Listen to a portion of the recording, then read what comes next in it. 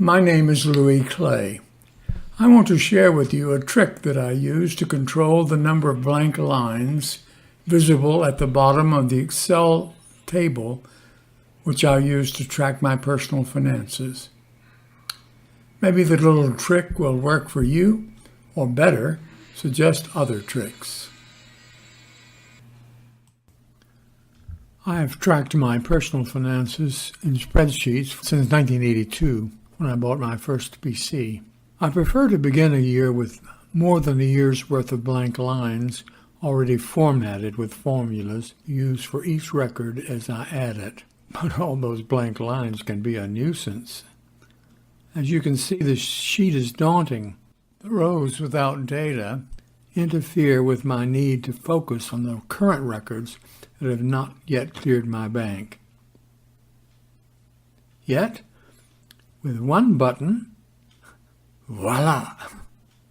All but 20 of the blank lines have disappeared. In this video, I walk through the steps I used to create that button.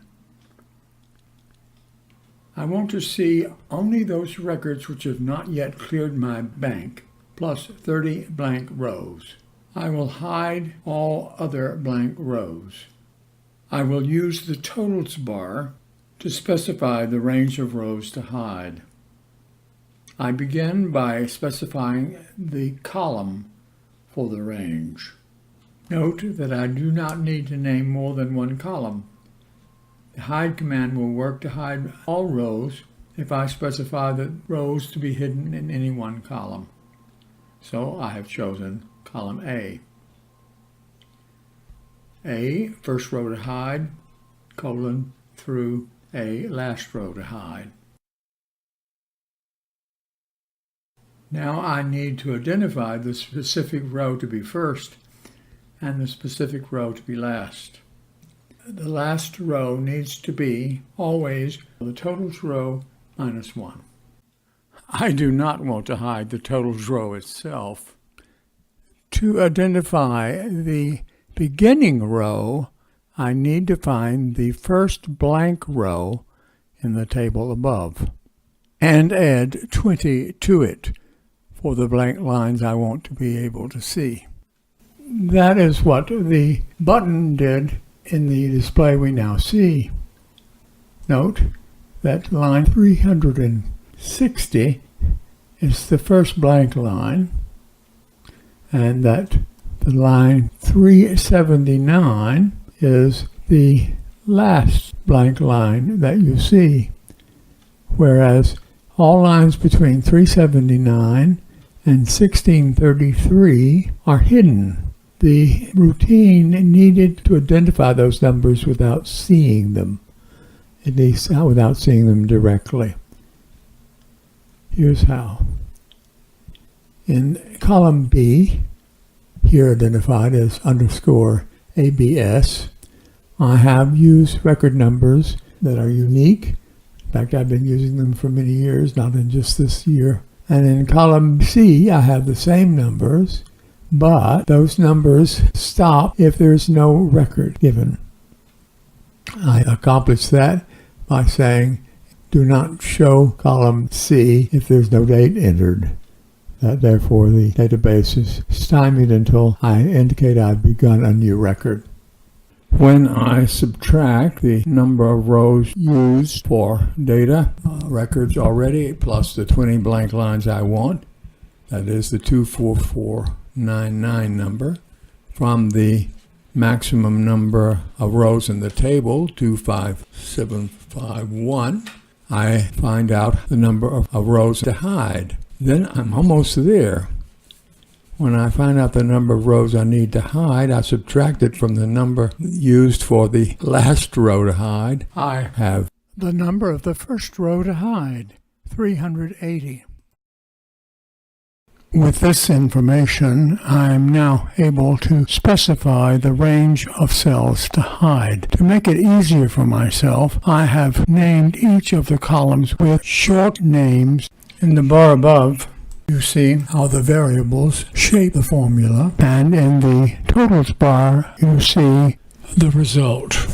Next, I use the goto command, summoned with function key 5, to go to the range RNG to the letter 2. Once there, I use the copy command to copy the range. Then I summon the goto command again and paste the range into the goto command. That causes the goto command to select the range to be hidden. Then I go to the Home tab.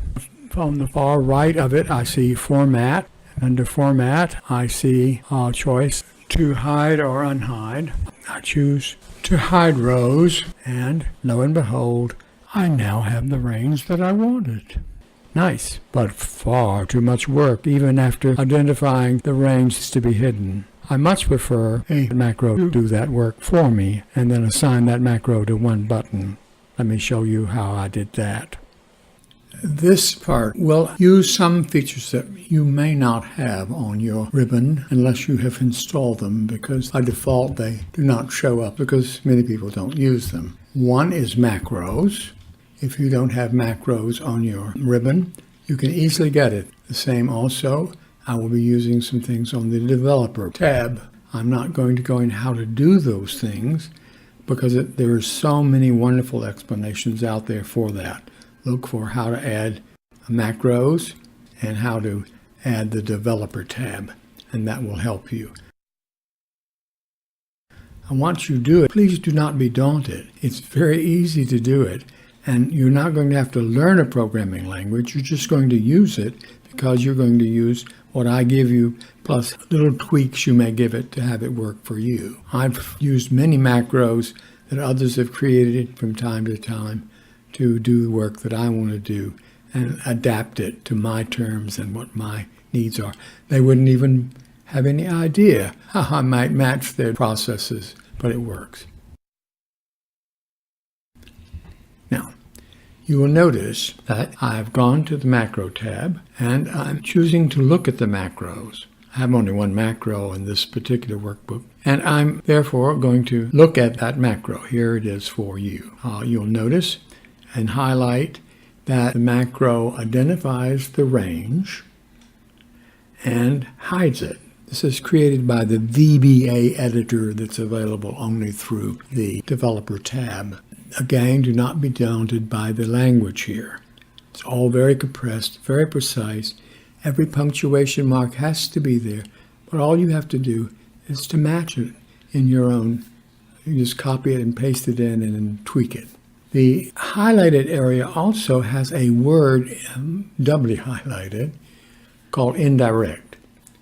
If I don't put indirect in there, the computer, which, while it's brilliant, it's also sometimes stupid, will go to the totals bar and hide that, the very thing I don't want it to do. I've named another range there. The range in the totals bar that we created to define the range to be hidden is a range within a range. It's a range within the total bar, which itself is a range. The way to deal with a range within a range is to put the word indirect in front of it, put the other range in parentheses. You wrap the main range you want in parentheses to protect it, and you tell indirect to protect it. Really quite simple. And one last thing I put into this BA code, you'll see above that highlighted area, and that is the information to hide all of the records in my database which have already cleared my bank. I explained earlier that I use the column that's called posted to indicate that something has been posted. I put the date it's been posted there. Anything that has any information in the posted column will be hidden. That's easy enough to do on your own. But notice it calls the column 13, or you'll see the number 13 there. That's because the posted column prefers to use it not even by a letter identification, but by the number of the column.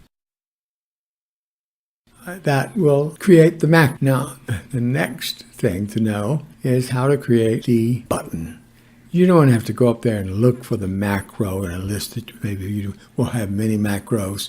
You don't want to have to go and click to find it. We're trying to get this down to a simple one-click process. To do that, you go to the File menu, you go to the bottom of the screen on the left in the File menu, and you see Options. And when you get to Options, first you choose Quick Access Toolbar. And then at the top of the Quick Access toolbar, use the drop-down menu and you choose Macros. And lo and behold, it recognizes that I have only one macro to choose, so it chooses it for me. Otherwise, you'd choose it. Then you go to the Add button. Once it's added, it's put always at the bottom. That means it'll be at the far, far right of your ribbon. I like to move mine up.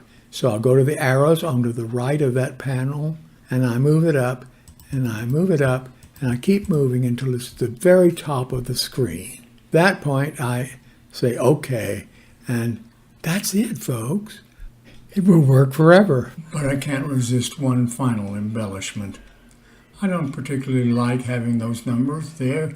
They don't mean anything that I need to operate on from now on, since they're perfectly fine in the mind of the macro. So I will hide them. First, I go to the Totals bar and select the first 6 cells, and I click on the purple font, which matches the color of the Totals bar.